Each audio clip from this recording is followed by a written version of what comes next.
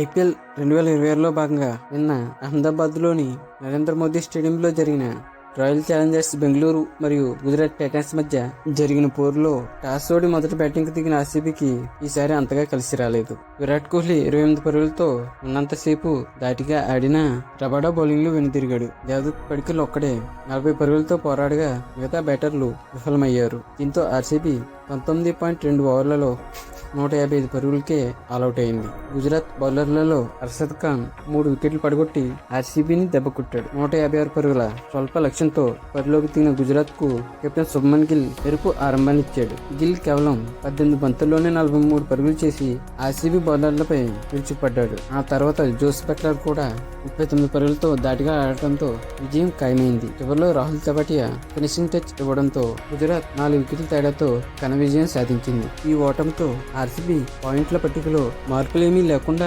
2వ స్థానంలో కొనసాగుతుంది. అయితే గుజరాత్ మాత్రం ప్లే ఆఫ్ సిరీస్ లో తన ఆశలను సజీవంగా ఉంచుకుంది. అయితే ఈ మ్యాచ్ లో RCB captain Rajat Patidar catch out వివాదాస్పదమైంది. జేసన్ హోల్డర్ పట్టిన ఈ క్యాచ్ సరైనదే అని థర్డ్ ఎంపైర్ ప్రకటించినా ఆర్సీబీ మాత్రం ఒప్పుకోవట్లేదు. మరి ఈ క్యాచ్ ఫెయిర్ అనుకుంటున్నారా లేక కాదనుకుంటున్నారో కామెంట్ సెక్షన్ లో తెలపండి.